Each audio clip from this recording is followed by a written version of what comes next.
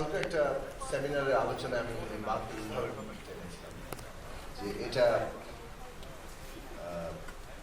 আমাদের দেশে যে জবাবদিহির অভাব আছে সেই অভাব পূরণে একটা পদ্ধতি হতে পারে। জনগণের কাছে জবাবদিহিতার জায়গা না থাকলে প্রতিষ্ঠানগুলোর আসলে কোনো রকম স্বচ্ছতা থাকে না। তো সেইটা একটা ব্যবস্থা হিসেবে এখানে তৈরি হয়েছিল, আরো শক্তিশালী হতে পারে।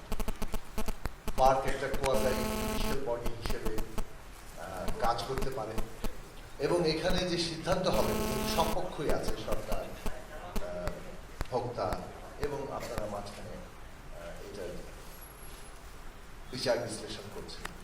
তো সিদ্ধান্ত যাতে এখান থেকে চূড়ান্তভাবে নেওয়া যায়। প্রথম দিকে অনেক সিদ্ধান্তকে আমরা প্রভাবিত করতে পেরেছিলাম, কিন্তু 2014 সালের পরে বিশেষ করে 17-18 থেকে আলোচনা হয় অনেক, কিন্তু ওহি আসে, তারপর সিদ্ধান্ত তারা সেই ওই অনুযায়ী হয়। তারপরে এসে দেখা গেল যে আর কোনো আলোচনারই কোনো গুরুত্ব নাই। 2021-22 এসে 18 পরে এগুলো সেফ নামটা ওয়াস্তে একটা আইওয়াশ শুনানি, তারপর 22 সালে এসে বন্ধই করে দেওয়া, দরকার নেই আসলে, কারণ এই জিনিসটা যে কেবলমাত্র একটা অপ্রয়োজনীয় খরচ সেটাই দাঁড়িয়ে গেছে। তো 5ই আগস্টের গণ অভ্যুত্থান আবার বার্ককে জাগিয়ে তুলেছে, সেটা একটা আশার দিক। এবং আমরা এখন দাবি করব যে বার্ক সত্যি সত্যি একটা শক্তিশালী প্রতিষ্ঠান হোক। এখানে সব পক্ষের প্রতিনিধিরা আসছেন, যুক্তি তর্কের মধ্য দিয়ে কিন্তু আপনাদেরকে এই সিদ্ধান্তে পৌঁছাতে হবে। যে কোনো সিদ্ধান্ত সেটা সকলের কাছে জাস্টিফাইড হতে হবে। কোন রকম একতরফা জিনিস চাপিয়ে দেওয়া সেটা চলবে না। বার্ককে সেই জায়গায় অ্যাক্টিভ করতে হলে সকলেরই অংশগ্রহণ দরকার এবং প্রয়োজনীয় এই রেগুলেটরি বডির যে সংস্কার দরকার সেই সংস্কার হবে, সেটা আমরা প্রত্যাশা করি। এখন আমরা একটা ট্রানজিশন পিরিয়ডে আছি। বাংলাদেশের গ্যাস নিয়ে আলোচনা তো গত 11 বছর 12 বছরে কম করা হয়নি। বহুবার বলা হয়েছে, 2007-08 পরেই এই আলোচনাগুলো উত্থাপিত হয়েছিল যে এখানে নরওয়েজিয়ান কোম্পানির সাথে পেট্রো বাংলার জয়েন্ট যে অনুসন্ধান এক ধরনের হয়েছিল, মানে সার্ভে, অনুসন্ধান সার্ভে হয়েছিল। আমেরিকান কোম্পানি এবং পেট্রো বাংলা জয়েন্ট সার্ভে করেছিল। তারা বাংলাদেশে সম্ভাব্য মজুদ, এমনকি প্রায় প্রমাণিত মজুদ কি হতে পারে তার একটা ধারণা দিয়েছে।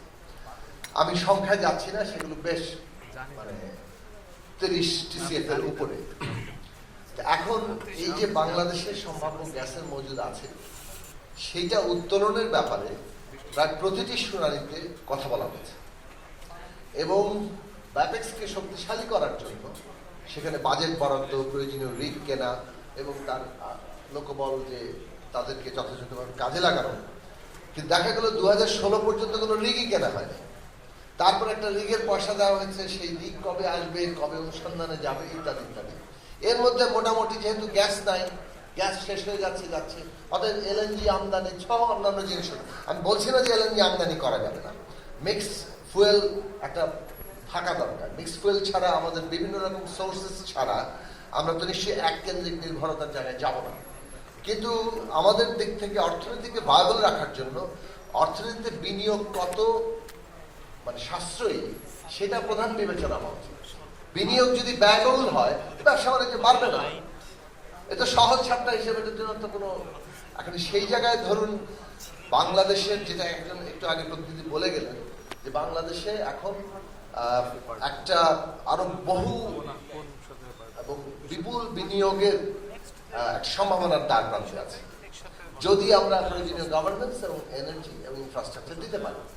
তো এনার্জি কি হবে, কিভাবে এনার্জি সাপ্লাই হবে, সেটা নিয়ে একটা ন্যাশনাল ডায়ালগের পর ডায়ালগ হবে। আপনি হঠাৎ করে গ্যাসের প্রাইস বাড়িয়ে দিলেন আর একটা আলোচনা হলো, এটার চাইতে বরং টাকা ব্যয় করেন, সারা দেশের সমস্ত এক্সপার্ট, এন্টারপ্রেনার্স এবং সবাইকে নিয়ে প্রয়োজনীয় আলাপ আলোচনা করেন যে কিভাবে বাংলাদেশ আগামী দিনের যে এনার্জি চাহিদা সেটা পূরণ করবে, সেটার পলিসি কি হবে। আপাতত এই ইন্টারিম স্টেজে যে কোনো ধরনের দাম বৃদ্ধি বন্ধ রাখেন। এই শুনানি এটা বন্ধ করেন এই অর্থে যে দাম বৃদ্ধির শুনানিটা স্থগিত করেন। এটা এই মুহূর্তে কোনো মানে দাম বৃদ্ধির জায়গাতে যেন না। কিভাবে গভর্নমেন্ট চালাবে, যদি আপনাদের এটা হয় যে IMF এর রিকোয়ারমেন্ট কিংবা তাদের কন্ডিশন, সেটাও জনগণের কাছে পরিষ্কার করা দরকার। এবং IMF এর কন্ডিশন অন্য কিভাবে পূরণ করবে। IMF এর ধারে তো আমাদেরকে মানে ঠেলে দিয়েছে বিগত ফ্যাসিস্ট সরকার। এখন সেটা কিভাবে সেই ব্যবস্থা করবে সেটা গভর্নমেন্টকে অল্টারনেটিভ ভাবতে দেন। এমনিতেই ব্যবসা বাণিজ্যের অবস্থা খারাপ, ইন্ডাস্ট্রিগুলোর অবস্থা খারাপ, তারা অনেক রকম স্ট্রাগল করছে, নানা রকম বাধা আছে। সেই জায়গায় তাদের উপরে এখন যদি এই প্রস্তাব তো একেবারেই 30 টাকা থেকে 75 টাকা মানে একটা বিরাট প্রস্তাব দিয়ে তারপর কিছু যাতে বাড়ানো যায় সেটা তো আমরা আগেও দেখেছি, কিন্তু এখন কোনো 1 টাকাও বাড়ানোর কোনো প্রয়োজনীয়তা নেই। এবং 1 টাকা না বাড়িয়ে বরং আপনারা বাংলাদেশে আগামী 1 বছর পরে এনার্জি কি অবস্থায় যাবে এবং সেই এনার্জি কিভাবে আমরা সমাধান করব, সেটার জন্য কি ধরনের দাম হতে পারে, প্রজেকশন কি, জাস্টিফাই করেন এবং তার ভিত্তিতে সবাইকে প্রস্তুত হতে বলেন যে এই ধরনের জিনিস হতে যাচ্ছে। আপনারা সমস্ত বিনিয়োগকারী থেকে শুরু করে জনগণ পর্যন্ত এনার্জিকে এইভাবে তার জন্য প্রস্তুতি নিতে হবে এবং আমাদের এই এনার্জি পলিসি গ্রহণ করা এবং এনার্জি পলিসি সত্যিকার অর্থে দেশের মানুষের পক্ষে হচ্ছে কিনা, দেশের অর্থনীতির পক্ষে হচ্ছে কিনা। বাপেক্সকে ব্যবহার করা দরকার, একেবারে যতটুকু বরাদ্দ সর্বোচ্চ দেওয়া যায় সেটা দিয়ে সর্বোত্তম উপায়ে আমাদের এই মুহূর্তে ক্রিটিক্যাল সময়টা পার করার জন্য আমাদের নতুন কূপ খনন করতে হবে, নতুন গ্যাস সাপ্লাই আমাদের পাইপলাইনে আনতেই হবে। আর আমরা আগেই বলেছি ভুল নীতি, দুর্নীতি হচ্ছে আমাদের সংকটের মূল উৎস। এখনো যদি নিশ্চয়ই এই তথ্য দেওয়া হয়েছে যে আমাদের সিস্টেম লস কত। সিস্টেম লস যে বাংলাদেশের বড় অংশটাই চুরি, সে কথা বলাটা খুব অত্যুক্তি হবে না। হ্যাঁ, সিস্টেম লস কিছুটা সত্যিকারের সিস্টেম লস আছে, কিন্তু বাকি বড় অংশ চুরি। এখন ইন্টারিম গভর্নমেন্টে এত বড় অভ্যুত্থানের পরে আপনারা যখন দায়িত্ব নিয়েছেন, একটা কাজ তো অন্তত করা যায় যে আপনারা চুরিকে সর্বনিম্ন পর্যায়ে নিয়ে আসবেন। যদি সেটাই না করা যায় তাহলে এই এত আত্মত্যাগ এবং সেই একই ধরনের চোররা যদি সব জায়গায় বসে থাকে তাহলে আমাদের কি অর্জনটা হলো।